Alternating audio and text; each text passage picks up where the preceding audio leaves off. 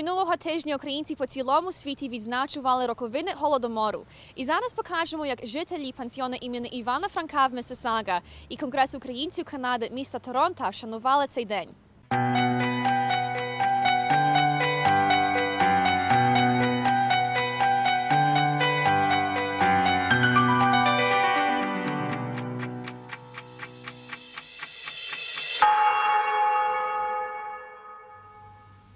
В Канаді відзначення пам'яті Голодомору пройшло з випуском пресового повідомлення в імені прем'єр-міністра Канади Стівена Гарпера і міністра городянства, імміграції і багатокультурності Джейсон Кенні. Онтарійський міністр городянства і імміграції Чарльз Суза такими словами висловився про Голодомор. November 26 is one of those days, Holodomor Memorial Day in Ontario. On this day, we pause to remember one of the worst atrocities of the 20th century. A time when millions of Ukrainians were left to starve under the brutal regime of Joseph Stalin. Конгрес українців Канади міста Торонто влаштував панахиду в церкві Успення Пресвятої Богородиці в Миссисага, після якого відбулося покладення квітів під пам'ятником Голодомору, що на церковній площі.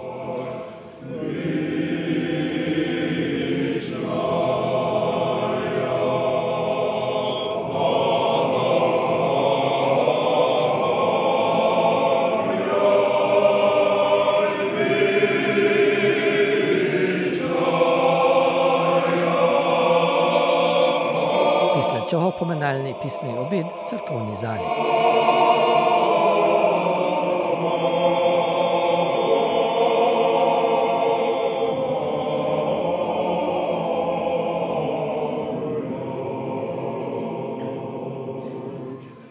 Дуже гарну поминальну програму в пам'яті жертв Голодомору влаштовано в українському пансіоні імені Івана Франка в Миссисага. Ми не сміємо забувати про ті всі мільйони невинних жертв. Свідок Голодомору, пан Микола Латишко, зачитав свідчення про Голодомор і власні вірші. Що сотворив той серп і молот комуністичного життя. Я пам'ятаю, люди мерли в своїх хатах, в своїй землі, на чорноземі України запанували москалі. Я пам'ятаю, йшов до школи маленьким хлопцем у селі. Худий, як щепка за сокору, лилися сльози лиш мені. Відома співачка пані Лариса Стельмашенко заспівала настроєво відповідні музичні композиції.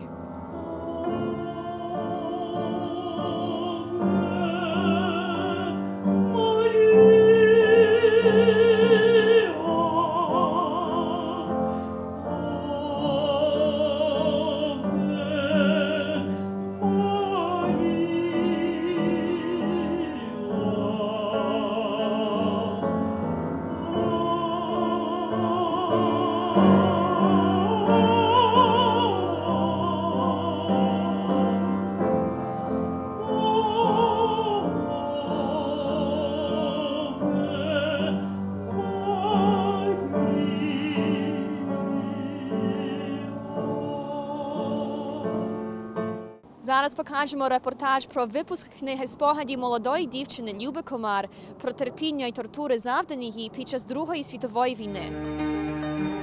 In the early 1940s, Luba Komar recorded the extraordinary events of her life during World War II.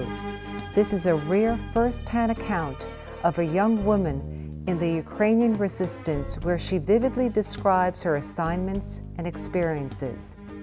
Luba Komar was a member of the Organization of Ukrainian Nationalists, OUN, and in 1947 married Miroslav Prokop, co-founder of the Ukrainian Supreme Liberation Council, which united OUN and UPA, Ukrainian Insurgent Army, into one organization. Luba poignantly traces the inner struggles of a group of young women facing a death sentence. What resulted is an exquisitely told story of heroism and tragedy, her own and other young men and women's struggle against the Soviet and the Nazi oppression of Ukraine. She published her memoirs in Ukrainian to preserve and promulgate the history of the experience under the title Proces 59, The Secret Trial of the 59, in segments during the 1940s and 50s, and with 2 publications in 1993 and 1997. In October 2009, Luba Komar's daughter, Christine Prokop, presented her edited English translation at the book launch of Scratches on a Prison Wall. This was the first time Luba Komar's work was translated into English, and the first time all of her memoirs were brought together in one publication. The book launch was at the New York Ukrainian Museum in their grand presentation hall and was introduced by Marika Shust, the director of the Ukrainian Museum, followed by Hanya Kril, the program director. The historical perspective and book review was delivered by Alexander Motyl, professor at the Department of Political Science at Rutgers University in Newark, New Jersey, who articulated the skillful quality in the editing and translation into English of the Ukrainian language by Christine Prokop. Professor Motyl cited that it takes a master of both languages to convey the depth of the work's meaning. It's very difficult to convey the vividness of the original unless you really have a mastery of both languages, and Christine Prokop definitely does. For that reason as well, because it's certainly a book that you want to look at, but it's a book that you'll be able to appreciate, again, not just for the content, not just for the story, but if you like a good read written in real English, this is the story. Thank you very much.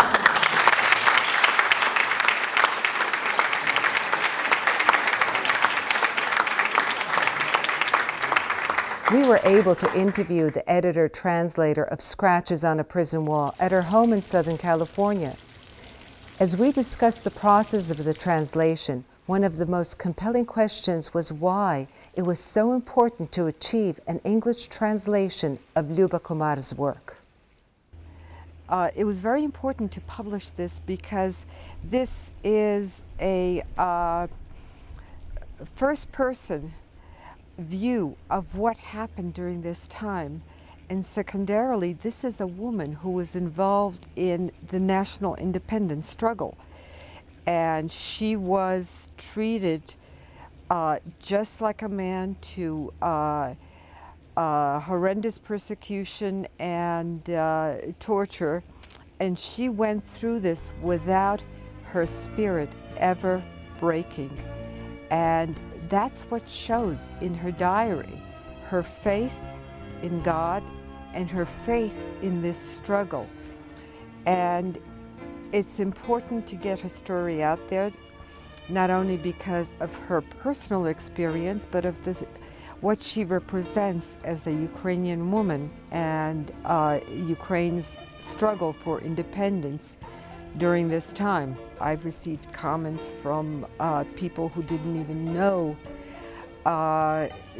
where Ukraine was on the map. And this led them to be interested in Ukraine, but also they were fascinated by the story. I thought it was a tremendous story of women's heroism. It's been published by iUniverse and it's available on Amazon.com. And here is the cover of the book.